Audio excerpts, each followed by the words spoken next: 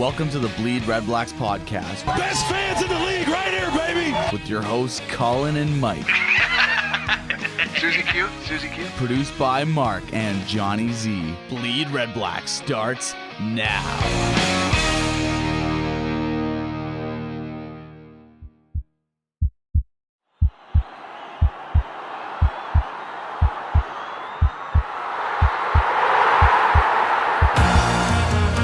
BleedRedBlacks. Gabriel is open in the end zone.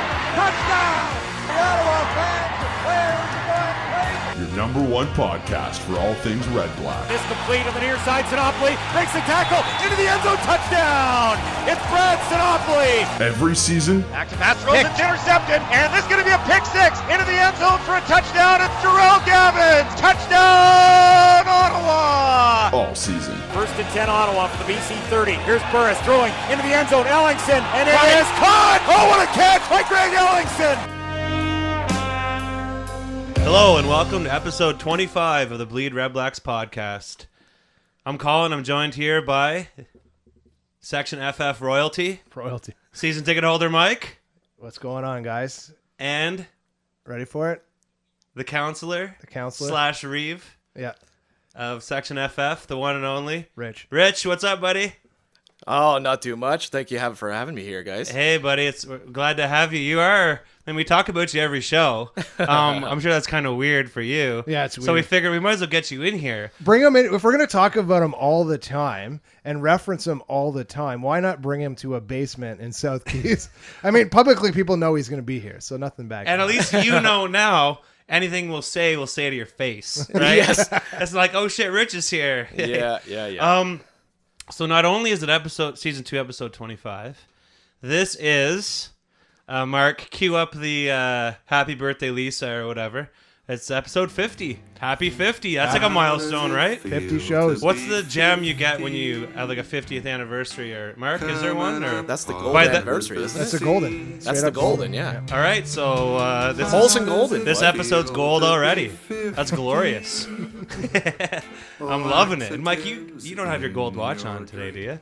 Oh, there it is. Amazing. There was a gift from episode 25 last year. I did my 25. That's when I got my gold teeth. Yeah. It's amazing, though, when you think about it. We weren't supposed to make it to 10, so you We had committed to 10. and I. I'm like, just so you know, because at the time we were still feeling each other out, right? Yeah.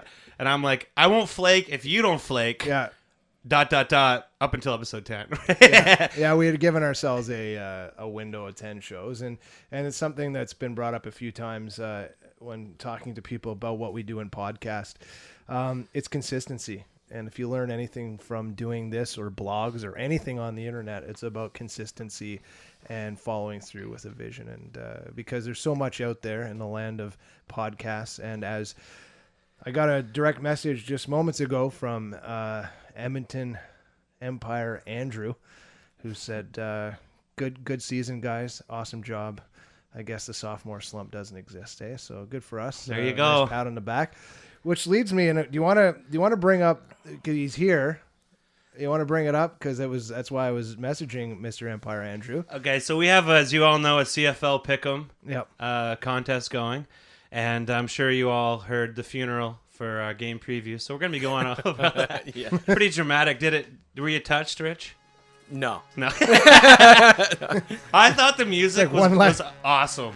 And then Mark kicking it into like happy, it was pretty, I like that. So Yeah. It reminded me of that song they play on all the Lampoons shows, you know, they're off to Wacky World. You know? Yes. Oh, yes. You know the song I'm talking about, right? Yes. I'm sure Mark can find it on the interwebs. But anyways, so with that being said, Andrew has declined any prize or compensation for coming in first. Therefore, Since we gave him a podcast idea. oh snap! Oh.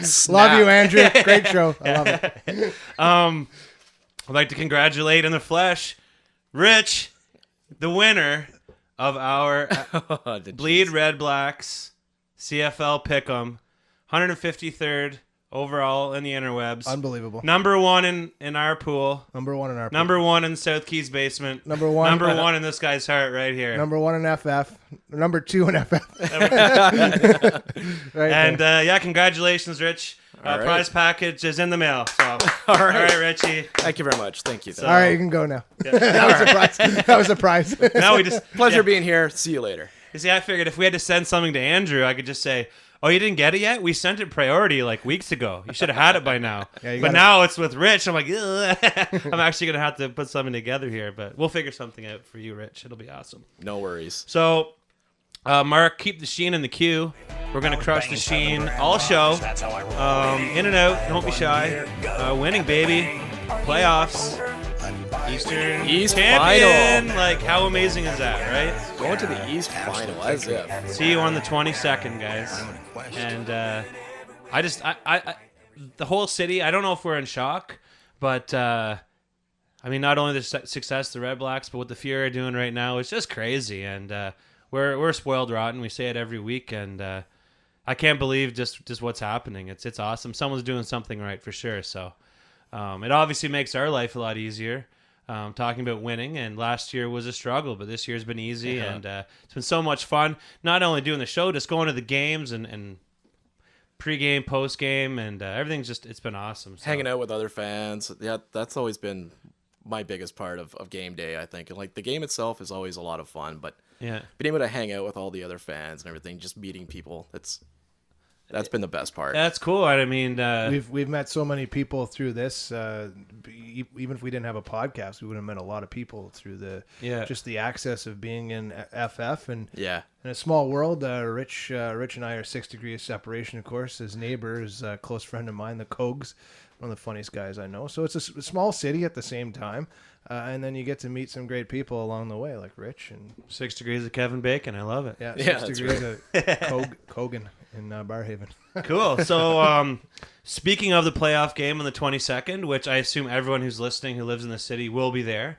If you're not, hit the berm. That's going to be awesome. An amazing atmosphere. I'll bring that up in a few minutes when go ahead. I just wanted to say that the one and only Santino Filoso is cashing in all his air miles, and he's flying in for the game from Brazil. So good on him. That's pretty amazing, and I know, Mike, you're just excited to meet the dude. So yeah, I messaged him this afternoon, reminding him that if he gets to the tailgate and all this time I've really been a 60-year-old female with a really bad smoker's cough with a voice modulator. With a voice modulator. I think that would be awesome. Because it's been 2 years of this online chatting with him. So, no, but it's just so awesome that he's able to roll into what is, in all honesty, the most important date this year for the Ottawa Red Blacks. So, and for a guy like him that's been around the block with the team and suffered through those renegade years like I did. He's so excited. So. Well, man, the first our first division championship in 30 some years, and I mean, Santino wasn't even around then, so just amazing what's happening, and I mean, we're gonna get into it with the game recap, but we're all beside ourselves, and this bye week is gonna be a long bye week for sure. Oh, it's gonna feel like forever before that next game shows up. And analyzing that game on the weekend upcoming that'll be top notch. Just how well do those two teams do, and we'll get into the stats of all that stuff. It must be interesting, like bye week prep. I mean, in a normal bye week situation, you know who you're playing the next week, right? Mm-hmm. So I assume they're going to kind of assume who's going to win, but you got a game plan for both that first week, and maybe just use that time practicing your weak points. Special teams. Yeah. But aside from that, either way, just a little bit of a chance for these guys to get healthy. So good times. I don't want to turn this into a huge political conversation. I don't even know any of your affiliations, nor do I care. Just want to say Trudeau came out swinging. Pretty awesome, the appointments he made. I love his cabinet, and good on him. Whether you support him or not, let's try to be positive, and he's going to be there for a while. Let's make Canada better. There you go. Not that it's bad. That's all that counts. But, Yeah. I mean, whatever. let's just. I don't know. I was impressed with it. Yeah. So I don't know how you guys feel, and whatever. Dollars suck and win, so let's get it back so we can all go to Vegas. You know what I'm talking about, right? How do you? I'm going to Macau Yeah. in January, so I decided to take my money Vegas elsewhere. 2.0. Yeah. Oh, wow. Yeah. We'll get into that another time. That's for the other podcast. So I wasn't there because, as you know, I was stuck in transit. But maybe you two could talk a little bit about the OSEG VIP event. And from what I heard, class, and more class pretty much sums up the organization, the staff, the players, and everything. So let me in on what went down, what I missed while I was hanging out in an airport. Well, they had a season ticket holders exclusive event for 500 people. Yeah. So if you were lucky enough to get in, you got a free beer and pizza. The beer was dyed red to be, with the theme of the team. So Heaven forbid they just serve good beer, right?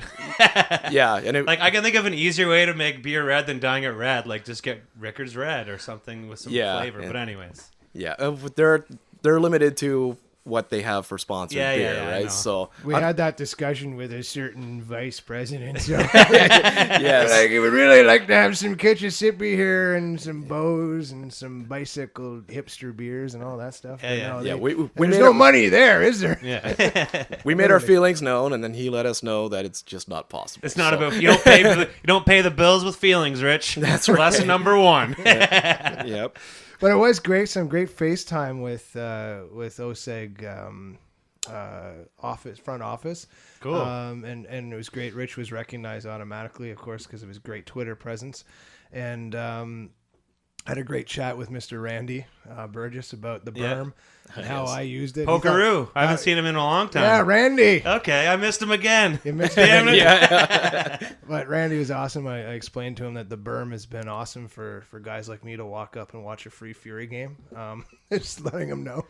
No, just a good FaceTime with Mark Goody as well. And he was more than happy to stop and tell us about how it's, obviously they have to plan for the end of the month, air quotes there, certain thing. We don't want to jinx it. Air but- quotes, recording on Thursday. Recording on Thursday. quotes. yeah. That time when we record on Thursday. Thanks, Richie, for pointing that out too. The old time shift. Yeah, He's one of the first to call us out on it. That was it, actually. That infuriated me. I believe I broke Yeah. the laptop and then called it quits. I was like, that's it. It's Next over. funeral I'm is the- next Monday. I'm the one who Thursday. killed the game preview. Yeah, that's right. I He's killed here the now. game preview. Yeah. Yeah, he's here to kill the show, actually. Next. So. It's a good thing you weren't here last week because I was a little distraught. You heard it. Oh yeah. Legit. Those tears, man. Oh. But back to that, Mark, like you said, it feels like a jinx to really work on prepping for that end of month event that we may or may not be invited to with the final of the CFL season. But that tells me he's a true sports guy because he feels like it's a jinx, but he knows that when it comes to business, they got a plan for that. So. I just can't say enough about that organization. Having Jeff Hunt up there, Mr. Greenberg did some a great speech. Yeah. Coach comes out. He gave a speech. I was ready to throw the pads on. You know what I'm saying? You remember? And Yeah. I said, I know he was I awesome. was like, thanks, Coach. I'll Yeah. be there. You And know? Marcel, the GM, he showed a picture of himself when he was a young lad in Rough Riders gear as a fan. So that was pretty cool. Nice. Yeah, it's just a good. It's overall. I mean, that horticultural building is being used, which I think is great. It's finally in use. I was at a craft sale there the night before, so it really puts it in perspective. In a matter of 12 hours, it went from hipster jeans and beards and plaid shirts to not so tight jeans, plaid shirts, and a few beards. In a You know matter the of 12 best thing hours. about craft sales though? You can usually get something to eat there, right? Absolutely. Worst case Ontario, you can grab some ginger snaps or some kind of chai tea or something, right? Bose was there. Oh, okay. Kitchissippi was there. Okay. And some new bicycle. Little cross pollination. We should have just left them there for the next day. They but- should have. And then there was all the food trucks outside. So no, Cool. and I'm all about like what's going on game day around that facility is awesome. Running into people that are just walking around, checking it out, and seeing what's going on game day, and checking out a restaurant. Good on OSEG and good on TD Place for everything that they're doing there at the mall with a stadium next to it. So. Well, as you know, I was in Cincinnati, and it's funny you talk about getting people to the stadium, because there's a large percentage of people that go to the games in Cincinnati that don't have tickets. The games are sold out, but it's all about the experience. They get down early, they celebrate with the team, they celebrate with the fans, and they hang out outside and listen to the game and listen to the atmosphere, and don't go anywhere until the game's over. I know it's a little tougher in Canada due to open alcohol laws, but I'd love it if it got to a point where people came down to that area whether they were going to the game or not. I think we're starting to see a little bit of that, and just to be involved. Especially with this playoff game, fingers crossed, if we can somehow book our seat to the championship. I'm pretty sure Lansdowne, the party, will be pretty crazy that Saturday night. So, hopefully people just start doing that and embracing that culture, kind of, what you see south of the border, and just get down to the barn regardless, whether you're going to go to the game or not. Yeah, it makes it more of a community feel again. Yeah. And it's about being face-to-face with fans. And that was the whole point of that 500 tickets that sold out in 3.5 minutes or whatever for the OSEG event. It was more about we get together, and it's an exclusive group at the end of the day because they got the tickets and they lucked in. But I was meeting people that sat next to Janine, and now I can recognize them and shake hands. And it's just. Did you see anyone from Section GG? No. We wouldn't let them in anyway. Actually, I went to put my drink on her table, and she's like, "What are you doing here? You're lost." All right, I'm out of here. Because I had a few extra tickets, so I was able to get Rich in there and get Janine in there. But I would have given one to your friend and Edna. Gigi. To give one to Edna, but could have really got. I've been waiting for her to come back, so I did kind of put that one on a tee for you. But it's nice to see you, Edna. It's been a while. Hopefully, you enjoyed the game last weekend. It's a great trip to Cincinnati. I had a little bit of trouble getting home. United Airways. Shame. Can we do like a Game of Thrones shame here? Shame. So luckily, Cabina worked her magic, took it with a parking pass, and we pretty much amazing raced it from the airport to the park and fly to the underground parking, Supermaned into our Red Blacks gear, and we're there by half. So that was awesome. Good on her. I also want to say we were informed today that Cabina is going to be moving on. She's going to be moving to the States, and just best of luck to her. She's been amazing, just an awesome. Just made our life that much easier, and I don't know how anyone's going to fill those shoes when she leaves, because she set the bar so high. I'm sure she's inspired a lot of the other younger people. Such a young woman to be just crushing it. I think it's amazing. Yeah. So good luck to her down south. And you are now our new official Pennsylvania representative. And next time we start, Mike needs to talk about the Steelers or the Flyers or whatever. Or heaven forbid, the Eagles. Yikes. We don't talk about that in this house. Sorry, Rich. Just so you know, there's a few things we do and don't talk about in Mark's house, one of which are the Eagles. Yeah. Cowboys number 2. Mark's bigger than you, too. I don't know if you noticed. But just a little bit. So anyways, thanks a lot, Kobe. You've been amazing. Thanks, and Kobe. We're definitely going to keep in touch. And it looks like officially Damien is now the number 1 ticket rep for Bleed Red Black. So if you could just go ahead and shift all our accounts to Damien, that would be great. No pressure, bud. So and come in on Saturday. That'd be awesome. Yeah, that would be great too. Oh, and Mark's house, that needs a little bit cleaned up. So so amazing news for OSEG Part 2. The Fury are heading to the finals. We briefly mentioned that, and it's been just that social media presence. It was great to see those pictures and Vine videos of all the celebration. Good on our sister cast, so to speak. Ours is the Fury, John Eden, and that group, Stormy Monday Riot. Do an awesome job over there. Have a great for time. Sure. Enjoy that trip down to New York. Be well, be safe, and enjoy it. And lots of pictures because it's going to be awesome. Yeah. It's pretty awesome to see the cross-pollination between the two teams, too, like between the Red Blacks and the Fury, because I saw a lot of tweets from Red Blacks players who were at the soccer game, right? So that's awesome. Yeah, so that was pretty cool to see that. It is one big happy family, and in year 2, we'll talk about this in game recap, but, this is a team, These guys aren't players, they're teammates, and I think that the fans are now becoming so integrated in with that. It's they're all one and the same almost, you know. Aside the fact that I'm fat and lazy. Aside from that, like players and I are pretty much exactly the same. And they have ability, skill, confidence. No comment.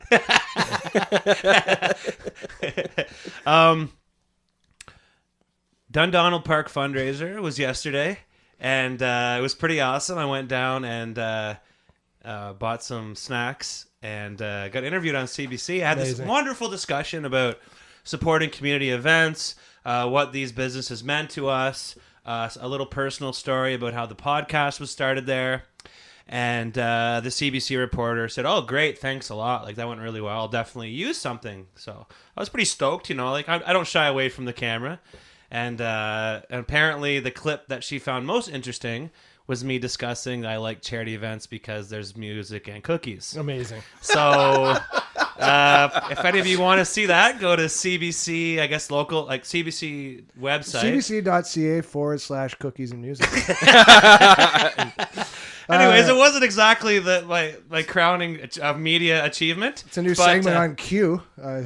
Yeah, cookies and music with cookies, music, and fundraisers with Colin. With Colin, new Q host. I gotta admit, I was at post interview. I was like, nailed it. You know, it's kind of like a few job interviews you've gone to, and I'm like, they're gonna throw a pile of dough at me, and then you never hear back. That was my interview yesterday. Yeah.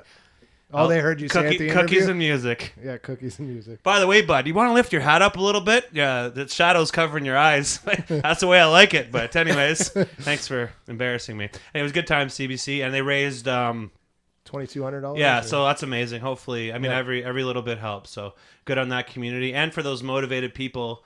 I mean, we all felt bad for them, right? Yeah. And it's one thing to feel bad. It's another thing to take the time to actually make something happen and do about it. So that was pretty amazing. Best vegan cookie I ever had.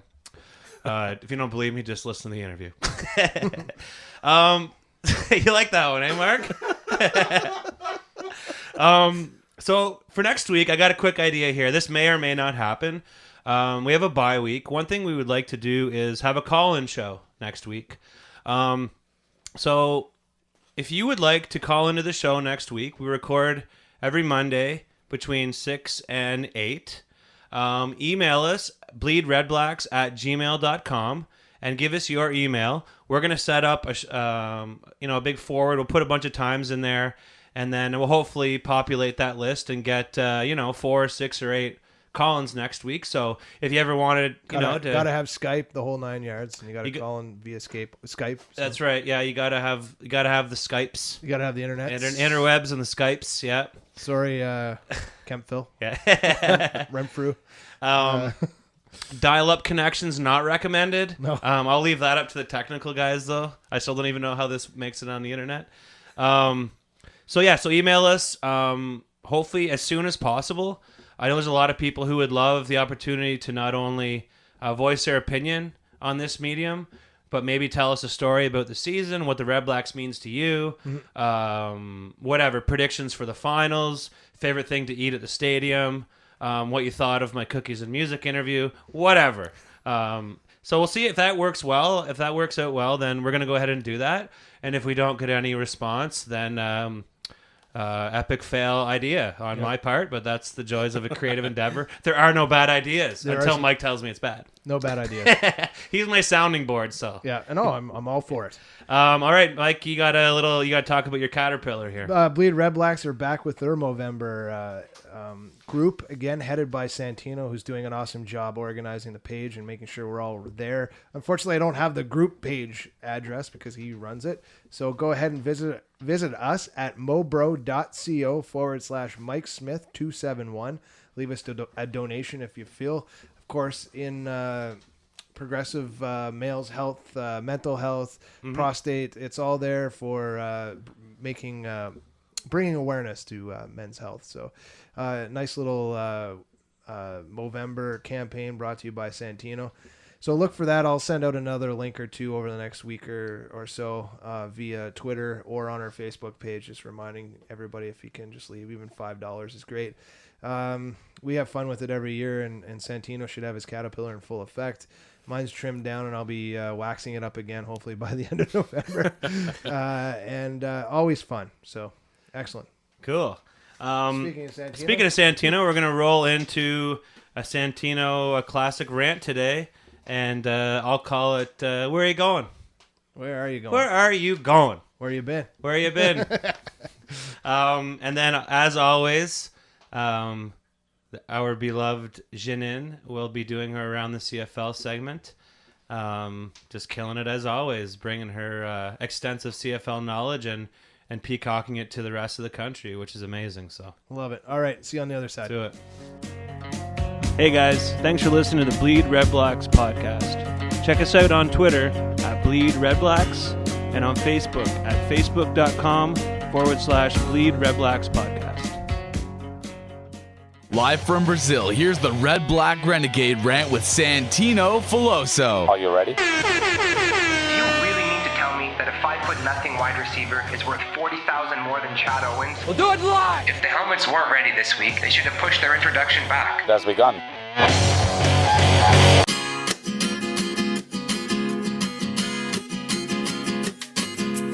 Let me set the scene for you. It's the most important CFL game in Ottawa in 30 years. It's the last game of the regular season, and winner takes first place in the East and will host the East Final. After 3.5 quarters, fan in attendance have seen the home team's quarterback throw 6 touchdowns, a missed convert returned 127 yards, fumbles, interceptions, sacks, big hits, and a flea flicker. Yet despite the crazy entertainment value and the fact that they're literally witnessing history, and with the home team up by 2 scores and just a handful of minutes left in the game, many fans begin filing to the exit and streaming out of the stadium. What the hell gives, our nation? Sometimes I'm flat out embarrassed by fans in this city. I get it though. Years of being conditioned to leave Sens games early to avoid traffic isn't an instinct easily repressed. But really, come on now. Getting home from TD Place isn't the traffic congested nightmare that comes with being out in Canada for Sens games. The fact of the matter is, from Lansdowne, in about 20 minutes, you can be almost anywhere in the city. The Red Blacks game versus the Ticats took place on a Saturday afternoon and was over by 7 p.m. So what excuse could those fans leaving early possibly have? It wasn't too cold, it wasn't raining, and it wasn't snowing. So where did those fans have to be? Imagine being a Red Blacks player. You've worked hard all year to put yourself in this position. You've played your ass off, and your team is going to finish with 10 wins more than last season. In this game, you're up, you're playing well, you look into the stands, and instead of only seeing happy cheering faces, you see the backs of your fan base walking out the door en masse with half a quarter left to play. I really don't get why anyone would leave a Red Blacks game early, especially one they're winning, given the fact that in the 2 short years of their existence, OSEG has developed the habit of letting fans on the field to celebrate after wins, letting fans have the chance to mingle with players, take photos, and get autographs. Leaving sports events early isn't just an Ottawa thing, but like it or not, Ottawa sports fans are notorious for doing it. Far be it from me to tell a paying customer how they have to act at a game, but next time you decide to leave a Red Blacks game early, just think to yourself, will those 10 minutes really make or break my day? Because I'm willing to bet the answer is no. That's all for this week, guys. Make sure to rant back at Red Blackade and check out our Movember team. Lastly, don't forget to bleed Red Blacks.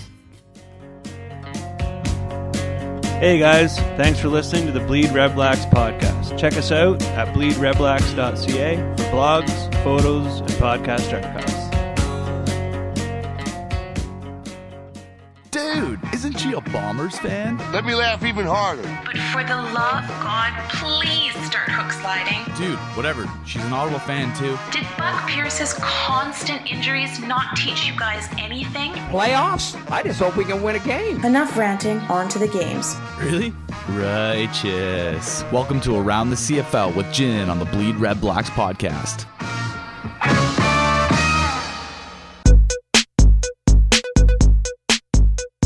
Well, with the exception of the game between Hamilton and Ottawa, all of Week 20 matchups were pretty meaningless. So it's confession time. Although I watched some of the game between Montreal and Saskatchewan because I wanted to see Canadian quarterback Brandon Bridge get his first CFL start, I didn't exactly pay too much attention to the non-Ottawa games this week. I didn't even PBR them for the first time all season. So for this edition of Around the CFL, rather than recapping the games, I thought I'd just touch on some of the highlights that jumped out of Week 20 for yours truly. Game 1 was between the Toronto Argonauts and the Winnipeg Blue Bombers. The last game ever in Rogers Centre before the Argonauts moved to BMO Field. Mercifully, they don't have to put up with Rogers anymore. The Argos won this game, which after the season the Bombers have had shouldn't really be much of a surprise. The big news out of Toronto this week, as far as I'm concerned, is that Ricky Ray will get the start in the playoffs. Ray started Friday night's game against the Winnipeg Blue Bombers and was in just long enough for Milanovic to decide that his shoulder would be good enough to go in the playoffs. He was pulled in the second quarter in favor of Trevor Harris. Ray getting the start in the postseason is a big story worry because of all that Trevor Harris did early on in the season. Although his last few outings have been shaky, he was being highly touted as a possible MOP, and now he's being pushed aside for Ricky Ray. I don't want to say I told you so,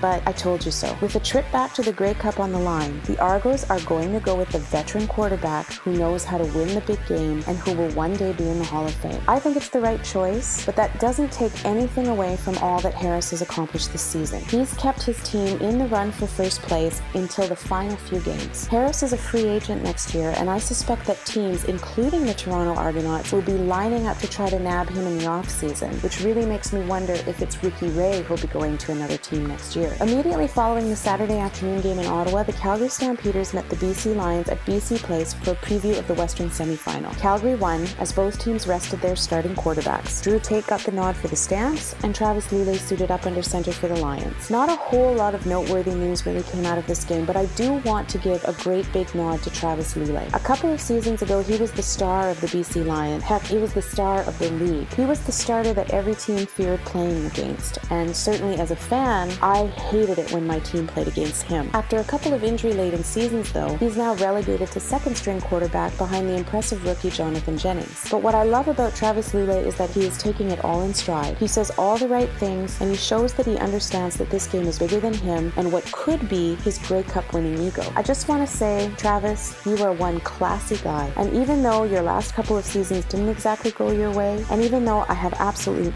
no idea what next season has in store for you, as a fan of this league, it has been my absolute pleasure watching you play throughout your career. Week 20 wrapped up with a matchup between the Saskatchewan Roughriders and the Montreal Alouettes in Montreal. And even though the Riders were able to pull out a come-from-behind overtime victory to improve their record to 3-15, the big story of this game was the start of the first Canadian quarterback in the CFL in almost 20 years. Brandon Bridge entered the first game of the season for Montreal after both Crompton and Lefevre went down, but then he was overlooked for Rakeem Cato, then for interception king Tanner Marsh, and then for Kevin Glenn. He finally got the start in a game that really meant nothing, and I'm sure I'm not the only one who wishes that the Owls had used him in a much more meaningful game earlier in the season, particularly after we saw how Tanner Marsh was struggling. Still, it was exciting to see him play, and when he threw his first CFL touchdown pass and brought the game ball over to Dad, well, that was one of those CFL moments that just kind of made me tear up a little. I sure would like to see a lot more of Bridge next year, and not just because it's a feel-good story of a Canadian quarterback, but because I really do like watching this kid play. So it's been a hell of a season. New rules in the CFL, quarterbacks dropping like flies, coaches being fired mid-season, a Cinderella season for a second-year franchise, proving to everyone that a team can be built in 2 years, some very exciting rookies to keep an eye out for, a Canadian quarterback, and I gotta brag a little, yours truly kicking ass in her fantasy league. Now, on to the playoffs. Speaking of playoffs, one last time, here's the matchups for you. In the West, the third-place BC Lions head to Calgary to take on the second-place Stampeders in the Western semifinal. The winner will move ahead to take on the first-place Edmonton Eskimos in the Western final on November 22nd. In the East, thanks to Saturday's big win, the Ottawa RedBlacks own first place and will wait and see who they play against in the November 22nd Eastern final. The second-place Hamilton Tiger Cats will take on the third-place Toronto Argonauts at Tim Hortons Field next week to determine who that team will be. And remember, the Argos still have not won a game in Tim Hortons Field. Well, that's it for this week's edition, or I guess this season's edition of Around the CFL. Remember to tweet us back with your thoughts about your league at BleedRedBlacks and at Ottawa J. Game recap on the Bleed Red Blacks podcast. Game recap. So, 44-28 Ottawa. We went into this with a few point advantage, but what an amazing performance. And once again, we have proved in the last 2 weeks that, we can win a defensive game in tough weather. We can win the shootout because we are a team, and we will take what you give us. And I don't want to sound too cocky, but we're going to leave you in the dust. And sorry, let me just, I can do this now, right? Yeah.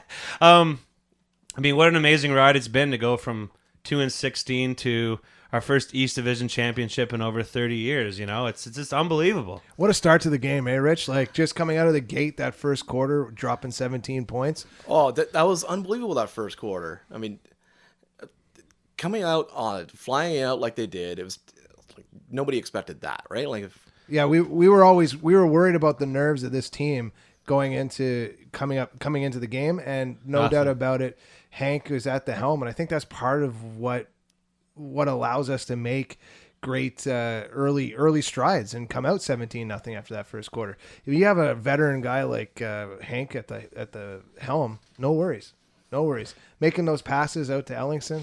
We're going to talk about Ellingson in a few minutes. Amazing. And I mean, that was our playoff game, right? That was our semifinals. That was a playoff atmosphere, playoff type really football, playoff type intensity, and the boys came out hungry. Absolutely, and you know what good teams do? You know, they find ways to win, and I mean, obviously, conversely, bad teams find ways to lose. And when you have, I feel like we don't have players on this team anymore.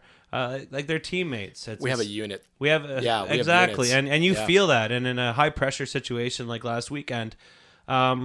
I think to the casual observer, you would have never known what was on the line, right? Yep. And last year we saw that apprehension and we saw that tension in normal games. And the fact that this team is really gelling, I mean, I think it's been happening throughout the year. So I'll bring it up. I think unbelievable. I'll bring it up, but I think it has a lot to do with game planning. I think that the coaches on this team now are unified, and that means from head coach to offensive coordinator. To offensive line coach, to defensive line coach. These guys have a mandate of what they need to do and what they need to game plan for each week. And there's been no apprehension at the line of scrimmage this year, something that we saw last year that drove us bananas. Right. We come down here in this room right here and be like, like shotgun draw on 3rd and 1. Are you killing? You got to be kidding me, right? So, that guy, we'll never bring up his name again, the former offensive coordinator. He who shall not be named. There, I like that. It's just night and day. He's good. Forget it. Say it. Go ahead. Here comes Colin. Oh, Mike Gibson. We're going to choose team names. Dwight. Gibson's we will be finest. called Gryffindor. Really? Not Slytherin. Mark's yelling out Voldemort. Okay, we will be Voldemort. But he who must not be named. I wouldn't do that. Voldemort. Follow the notes, Mark. Seriously. Voldemort. Really? We sat down here and there was a lot of excuses. Voldemort. We worried about, Stanley, your team name. We worried about everything last year, from fans leaving early. It was Excuse Fest 2014. Yep. Every game, whether it was social media, mainstream media, The Sun, The Citizen, the water cooler, the dude at Sports Experts, that guy in the bus that always talks to me, like everyone at Excuse Fest. And it wasn't weather, Bad Hank, Mike Gibson, expansion, Sunday roasts, it didn't matter what it was. I hated that expansion excuse. That was one that always drove me bananas. That bugged me too. Once they're all here, we're a team. Like, who cares where they came from, right? So they are a team this year. And that defense being locked up for another year and those guys coming back, defense wins championships. And in the CFL, in a league where injuries are plaguing a lot of the QBs, a majority of the QBs, like 99.9% of the QBs, that's me knocking on wood. And having our team gel on both sides of the ball has basically led us into the position we are now. This team hasn't let up on the gas when it comes to defense. We haven't let up on the gas when it comes to offense. And we're going to get into some of these numbers in a few minutes here. But between the wide receiver core and the offensive line, giving Hank the time and effort, what more can you ask for? And I mean, you said it last show, #buying in. And you can see it. There's no internal disputes on the sidelines. There's no one hanging their head. And I mean, and it's not just the guys. The city, the team, the players, the fans. Yeah, we've all bought in. And it's not just the guys that are the starters that are buying in too, right? Because whenever we have an injury, the next man up comes up, and he seems to fill in just great. Absolutely. I don't know how these guys are doing it. I don't know how they're finding the right guys to fill in the gaps that we might have from game to game. I agree, and I think a lot of it you look at the defensive line. I think you look at how that's being coached this year. We would go to the mini camps this year, and it was definitely a different feel at mini camp this year than it was the year before. There was more professionalism. Guys got in and off the field. They got in and out of scrimmages. I think it was more of a it's a huge learning curve even when you put together a new coaching team. Yeah. And I know the OHL made some news this week with that's a mess there. And players are quitting on a team where coaches were fired. Coaches sometimes are the glue that bring a team together, and It's a good killer, right? You look at killer. He did it with young men for 50 years. Or whatever unbelievable. It was. Yes, and special talent for sure. And it goes to, and you want to bring up the CFL and you want to talk about coaches. I think Winnipeg's got to give that group one more chance next year. It's really, you can't fire, and it's the old adage. You hear it on Sportsnet. You hear these guys talk about it on Fan 590. You can't fire the team, but you can fire coaches.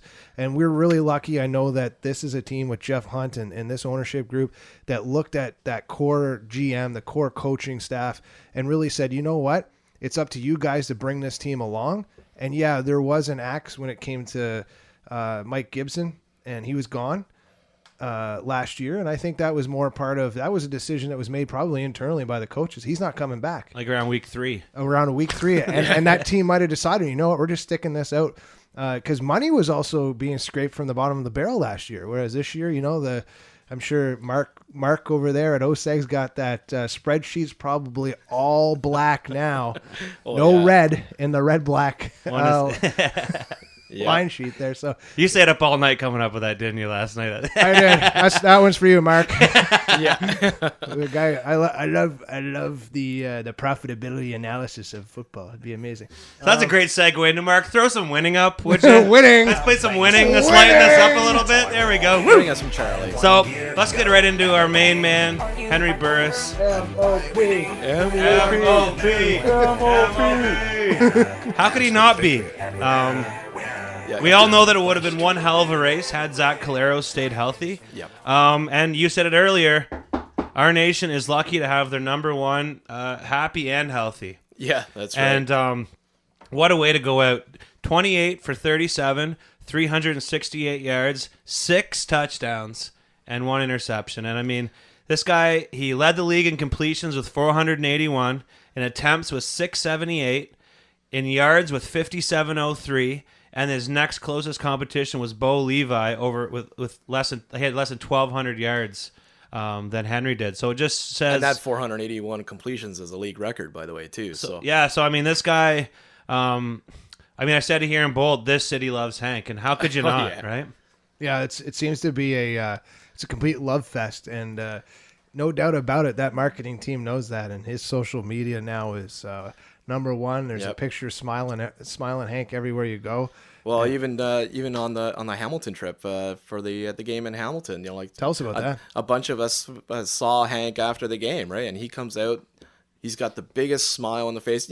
You know what he's like, right? Yeah. He comes out and he sees all of us standing out there. He's like, "Man, you guys were really loud today. You were awesome." Yeah, right. And then he tells us all to gather around him, and he's got this big smile. Let's take a picture. And he does the 1, 2, 3 Red Blacks chant with us. He gets it. How can you not love? He gets it absolutely. Yeah.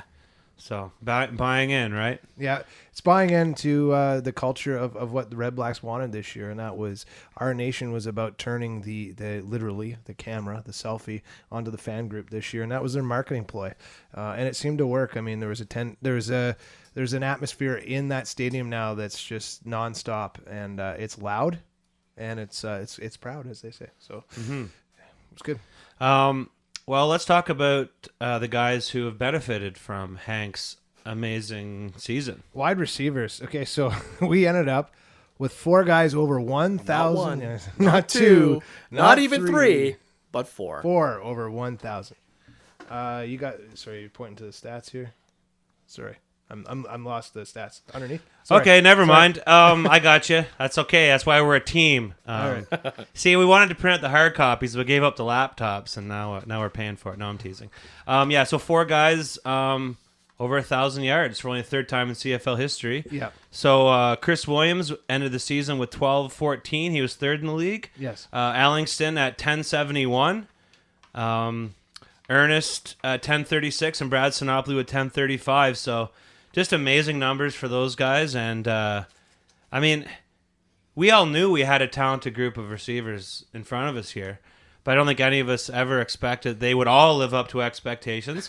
And even Mo Price, who got off to a tough start, he made some huge clutch plays for us down the stretch, and his numbers may not correlate with these, but he made some huge plays for us. And he was playing well in this last game too on Saturday until he got hurt, unfortunately. But So, and that's an incredible stat because when you think about it, in essence, only about 15 to 1,600 other yards went to other receivers besides those core four. Yeah. I mean, that's a total breakdown right there. I don't even want to know what the percentage of that is. Ellingson joined that party in the last game by taking on 8 receptions for 152 yards and a TD. And basically, that early catch in the end zone set the pace, and what a beauty That extension. was a beauty. And basically, we were yelling for that. We knew he was going for the end zone. It just seemed that route was just perfect. And a great FF quote came out of that was before we were in the stands, we were all wondering, and I was sitting next to Andrea and Rich, and Andrea said, Ellingson getting his 1,000th yard tonight will be like eating your meal and smashing your plate. I finish it off by saying, that's when you toss the match into the restaurant and just light it on fire. Because it was like, it really is. There's this feeling that core group of wide receivers could end up in the history books, and we'll be talking about them for years to come. And when we start looking back in 10 years or so and talking about Hank's career, people will remember that Hank carried a small group of wide receivers, a ragtag group that were brought in from every other team in the world in the CFL to join the Ottawa Red Blacks. And we'll be talking about how Hank threw to them for 5,700 yards one year at, what was that? Get that number one more time. 5703, 481. 481, and we'll be talking about that for years. And that will go in the history books, and that'll be in Hank's stats for life. That'd be a sweet jersey file. Get a Burris jersey with the number 481 on it. Uh-oh. You already got the one. You can just do like a little mini. Right? With red tape. That's right. Yeah. Yeah. So, I love talking about this. So, our running back, guess how many touches he got? 15 plus, obviously. We won the game. So, Mr. William Powell, 15 touches. And baby, Fossey Corsi in the house, right? Like, all those analysts might as well just call up Fawcett here. He knows what's up. So I don't know if Fender Guy's crunching those numbers yet, but I was hoping Josh Smith would flex his muscles and use some of those that CFL influence he's got on him. But hopefully Fender Guy can tell us how those 15 plus touches correlate to other events in the game. We're really interested in hearing about that. So Will, 17 rushes for 119, and what a great addition this guy has been. It almost took us 2 full seasons, but I feel like we finally found the running back for our team. And once Jeremiah gets back, I don't know obviously next year. Yep. Look out! That's a dirty 1-2 combo. Seems like the offensive line is gelling with that running back though, and I always felt that was part of the process as well. Is whatever that play calling for the running was, maybe it's more conducive to the type of running style that these guys have. So just great. Again, it goes back to coaching too. So yeah, well, you can see. Just look for Sir Vincent and go behind him. Exactly right. Like you get behind the big dude. Look for the person casting a shadow across the field, and then run behind throwing him. Guys to the right and left. And you could see it with Jeremiah when he was before he got hurt, and now with Will Powell too. Mm-hmm. These guys like to go straight. Right, and they fight for every inch they get. Yeah, and and we didn't have that last year. They're breaking tackles as well, which is something that hasn't been. Yeah, that we didn't see a lot of before. Did you see that spin move from Will Powell? I mean, that was pretty sweet. Yeah, he's got some moves too, right? So it's like playing Madden, man. Spin. That's right. He's got all those moves. It's great. He just gets the line of scrimmage. R2 late. R2. Yeah, that's right. Yeah. So. As far as defense go, I just want to say defense by committee. They've all been leaders, from Damaso all the way down to Mr. Capasati. What a solid group. And I just want to briefly go over tackles here in 2015. Like I said, defense by committee. Damaso led with 74. Then that Abdul Kane right after 57. Pruno with 55. Deuce with 54. Capasati 47. Just amazing. What they have done without any really. I mean, you look at the leader from BC, the league leader in tackles, and he has up around a $120. So it tells a tale there of just a good cohesive unit working together. You were high on Munoz at the beginning of the year. In that week 3 or 4, you started talking about him, and it really. I was able to focus in on seeing him play, and he's done nothing but improve. Capasati's come a long way. Last year he was doing great. This year, once again. I hope he's around for a few years. It just seems like he's getting a good whiff of what it's like to be a professional football player, both on and off the field. So good for him. More of that. I mean, more of that next year. And I know I keep looking ahead when I see this defensive group, but the way they're growing together this year, again, Antoine Pernot comes out and he's proving to everybody that he's up there with that Canadian pedigree, and good on him. He's coming out and proving everybody, look, I can be physical. Like, I got speed, I've got awareness. So yeah, and a really important francophone presence on the team and the community as well. And I don't know if I mean, Mike and I weren't able to go. Rich, I'm not sure if you were able to go to the QB club they did on the other side of the water, or how that went. But a really good idea for them to kind of harness the attention that this young man deserves, and he's a really nice, fun dude too. So anything to keep the francophone community involved, I mean, it's imperative. Was our kicker Chris Milo at that event too? Because I found out earlier this week apparently he's fully bilingual. Oh, okay, nice. Well, he went to he played in Montreal, CIS. Okay. So there you go. There you go. So interesting. So I didn't see a fleur de lis on his tats, but he's got a lot. So maybe he's got one in that sleeve. I mean, he looks like a biker, so who knows? Maybe he's got some Montreal connections. You may not want to just keep to yourself around. Oh yeah, right. Yeah, those Montreal biker connections. Yeah, I'll let you bring up Sticky Fingers, Abdul. Sticky Fingers. Congrats on you, buddy. 3-way tie for the league lead in interceptions.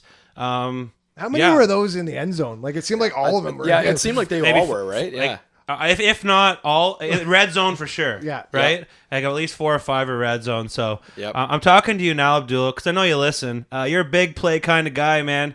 And you always seem to find the ball when we need you to.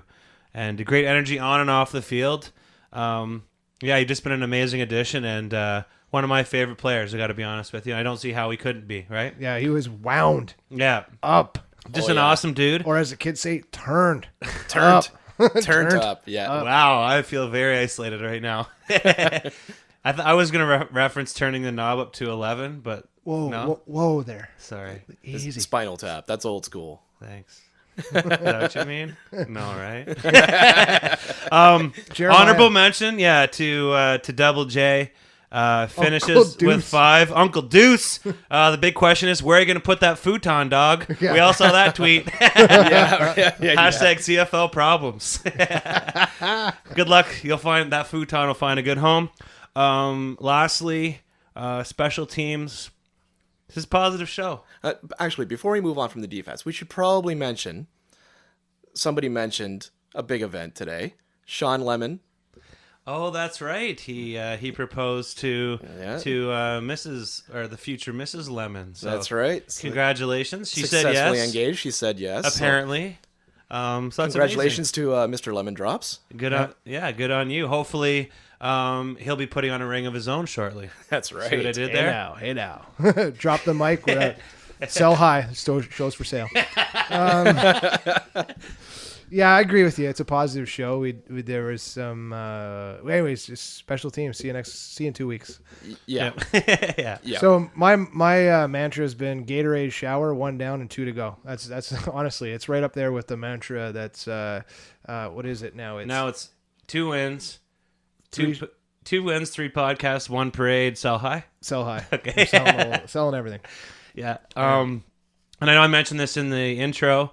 But Santino Watch, so the one and only Santino Filoso will be there in the flesh November 22nd. Holy shit, can you believe it? Get your tickets now. Yeah. I got a draw tickets to come see him. Apparently he'll be signing autographs in front of Kettleman's between 1 and 2. You might want to get there early because the game starts at 1. So just wait outside Kettleman's for this cat hasn't been around in a while. Yeah. So I'm worried about Santino. It's like it'd be kind of like if you had a relative who went to jail for a couple years. Like when he comes back, is he going to have like teardrop tattoos and like just ripped? Like what happens to someone when they vanish for a couple years, right? Well, I think in Dundas County they usually that's what happens. Yeah, they usually work at the factory, and hang out at Duffy's and pick fights. So. Well, use that grip strength you got in jail. You don't even need tools, right?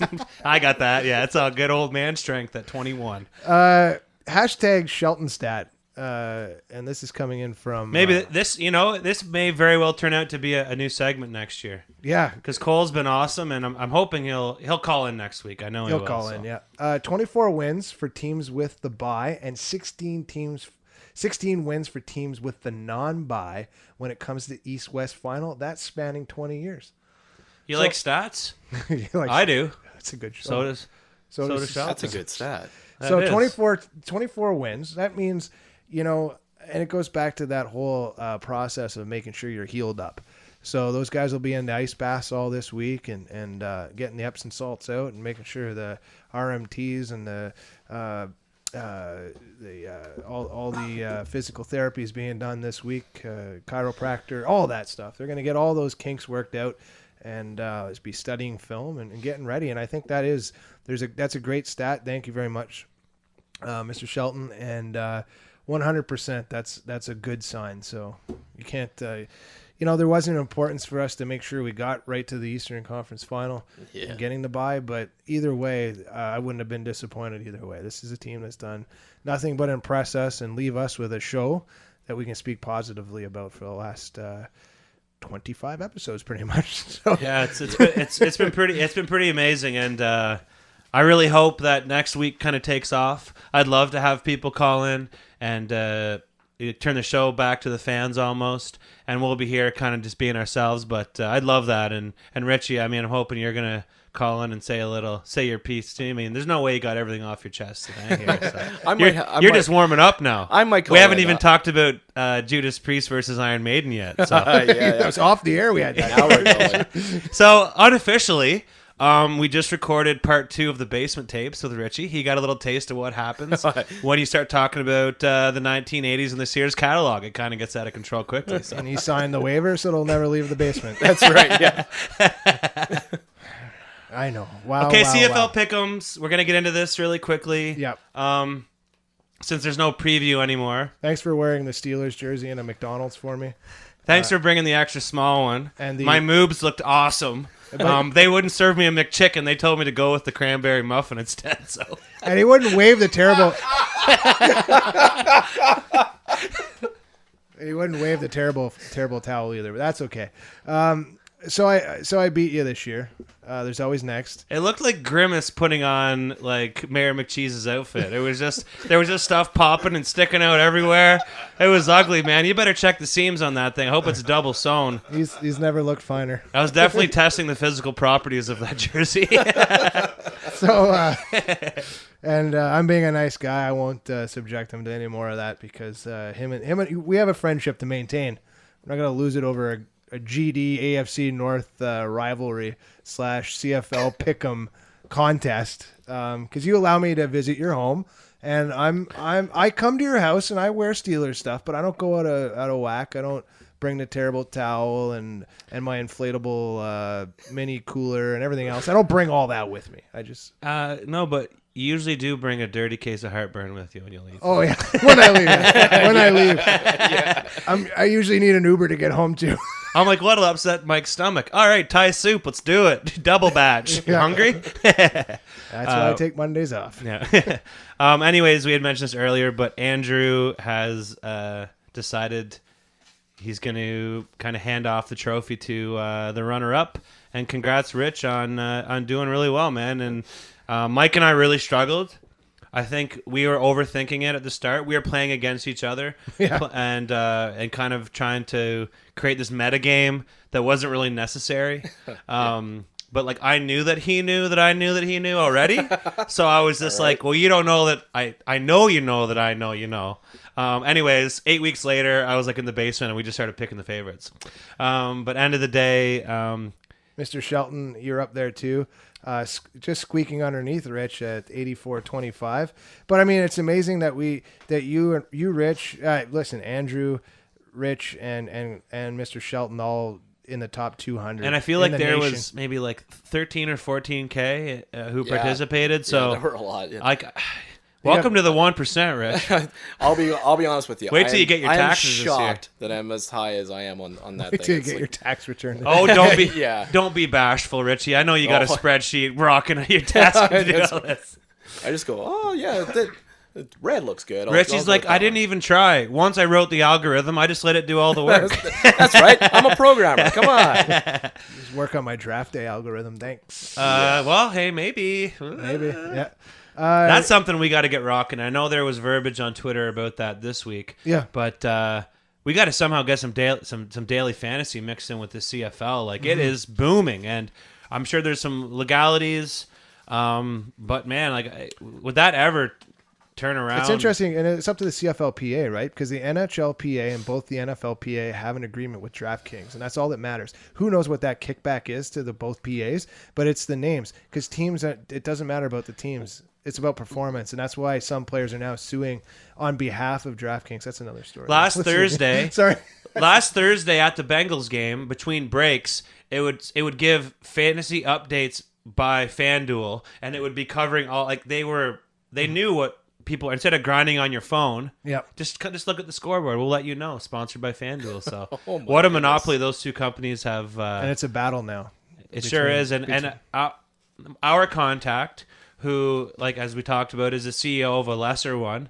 I'm going to get in touch with them because I don't see why he wouldn't at least give it a shot, right? Even if you do a one-off perfect lineup on week 1 or, something like that. And I think with the way DraftKings and those daily fantasies work, a smaller league with smaller amount of teams, and it would still be it would make it a very challenging endeavor. And DGen's going to DGen, so. Yep, I'm grinding it. I love it. Okay, let's get into next week's playoff games. So the Argos play the Ticats, according to the CFO website. It is Sunday, November 15th at TBD Eastern. Thanks, CFO website. Too bad our Hamilton stats guy couldn't have sent us when the game started. But anyways, he can't do everything, can he? Can't do everything.